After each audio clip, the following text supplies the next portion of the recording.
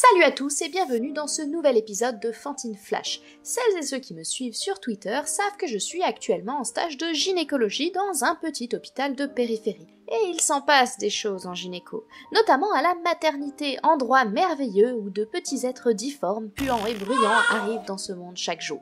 Et ces bébés, il faut bien les nourrir.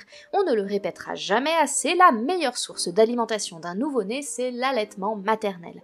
Et les femmes qui ont vécu cette expérience peuvent vous le dire, ce n'est pas de tout repos.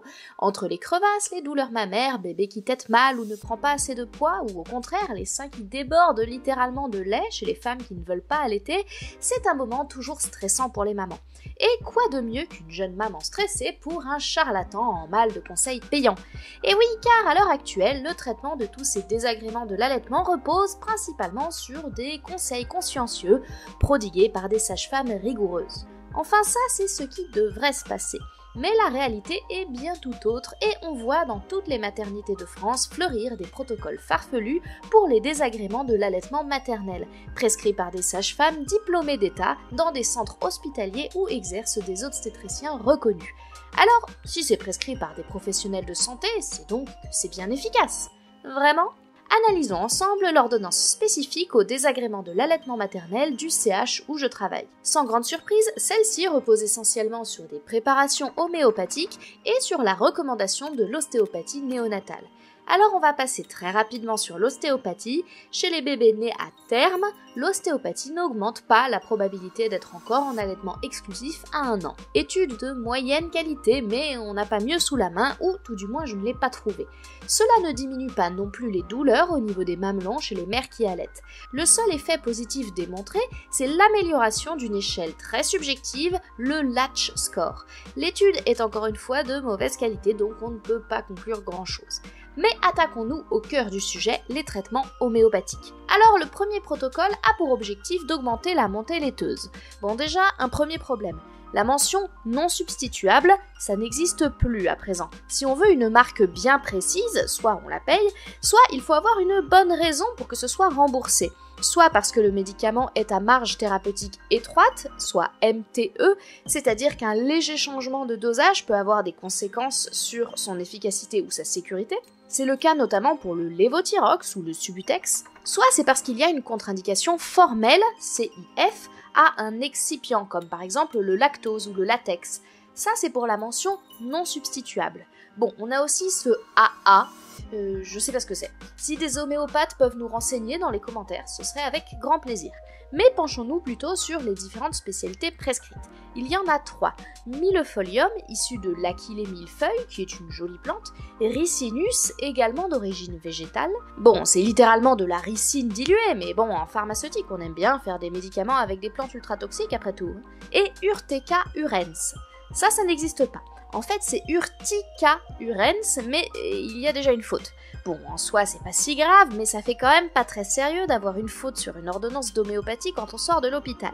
Donc, Urtica urens, ça c'est de l'ortie. Bon, là comme ça, on a un peu de mal à voir le rapport avec la montée de lait, mais bon, donnons-lui une chance. Ici, on ne s'intéressera pas aux sources des homéopathes eux-mêmes, qui ne sont que des avis de mecs qui un jour ont dit que telle spécialité était bien pour tel symptôme. Ici, on est là pour faire de la science. Donc, que dit la littérature scientifique sur le sujet? Le millefolium, en phytothérapie, c'est-à-dire avec la plante non diluée, améliore la qualité de vie dans la mycose vaginale, comparée à un antifongique classique. Ça n'a donc rien à voir avec notre sujet. C'est la seule étude que j'ai trouvée sur le millefolium en phytothérapie et en homéopathie, il n'y en a pas. Le ricin, lui, a été étudié de manière bien plus large, bien qu'avec des études toujours de qualité discutable. En tout cas, une revue de la littérature conclut que en phyto comme en homéopathie, ce n'est pas efficace. Et ça pourrait même être toxique en phytothérapie en fonction des concentrations. Bon, certes, en homéopathie, il n'y a pas grand-chose à craindre du fait de la quasi-absence de principes actifs, mais en tout cas, on n'a aucune raison de le recommander. Enfin, concernant l'ortie, une revue récente n'a pas retrouvé en phytothérapie d'efficacité ni chez les mères allaitantes ni chez les enfants. Je n'ai retrouvé aucune étude sur les préparations homéopathiques. Bon, on n'a pas eu de chance sur l'augmentation de la montée laiteuse, mais on en aura peut-être sur les douleurs, non ? Alors nos sages-femmes nous proposent un protocole à base de Apis mellifica 5CH 3 granules 3 fois par jour et Bryonia 5CH 3 granules 3 fois par jour. Pour rappel, Apis mellifica c'est de l'abeille broyée et Bryonia c'est une autre plante. Alors good news, ici on a une étude qui certes a 20 ans, mais qui étudie bien cette combinaison précise dans les douleurs liées à l'allaitement et le flux de lait maternel. C'est tout de même une étude contrôlée contre placebo en double aveugle, donc c'est pas si mal pour une étude sur l'homéopathie. Elle démontre effectivement une amélioration significative de tous les points mentionnés. Bon, alors après, pourquoi l'étude parle d'une dilution à 9CH alors que le protocole du service utilise du 5CH, ça.